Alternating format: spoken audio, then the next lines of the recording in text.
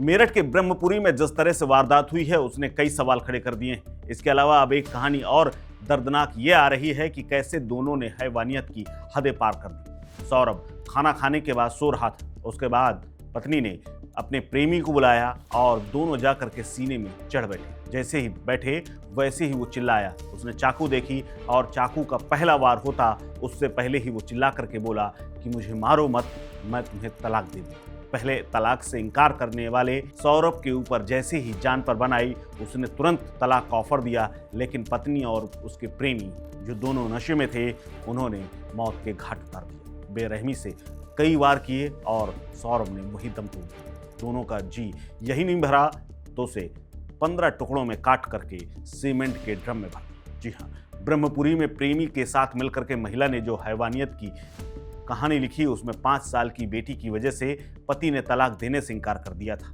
मुस्कान ने क्रूरता की सारी हदें पार कर दी। उसने सोते हुए पति के हाथ पकड़ लिए। प्रेमी ने सीने पर चाकू से ताबड़तोड़ वार किए। पहले वार में ही सौरभ चिल्ला उठा था। उसने कहा था मुझे मत मारो, तलाक दे दूंगा, लेकिन साहिल और मुस्कान के दिमाग में तो ऐसा शैतान सवार था कि दोनों का दिल नहीं पसीजा।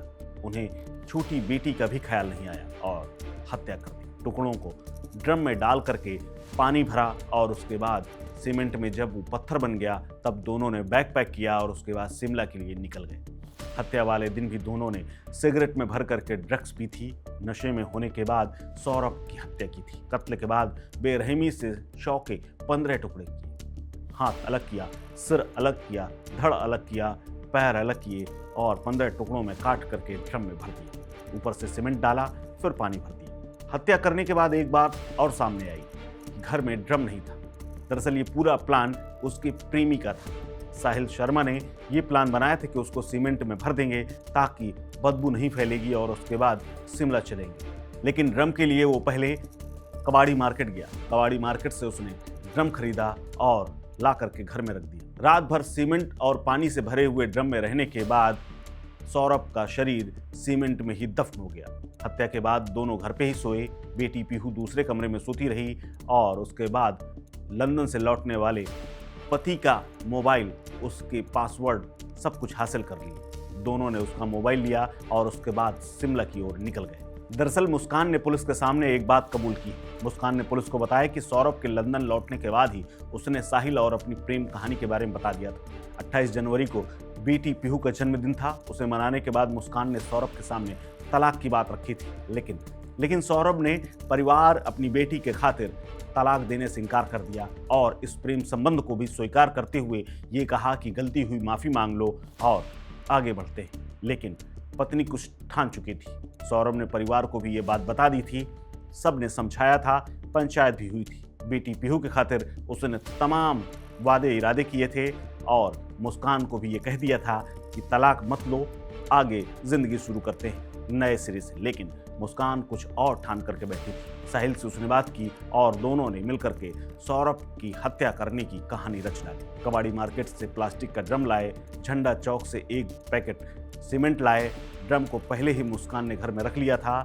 सौरभ के पूछने पर उसने बताया था कि आटा रखने के लिए ड्रम खरीदा है। सीमेंट की बोरी साहिल ने अपने दोस्त के घर में रखवा दी थी। सौरभ की हत्या के बाद स्कूटी से जाकर के सीमेंट का बैग लाया और दोनों ने मिलकर के ड्रम में पहले शव भरा, उसके बाद ऊपर से सीमेंट डाल करके पानी डाल दिया। मुस्कान और साहिल की निशानदेही पर पुलिस ने घर से ही ड्रम को बरामद कर लिया।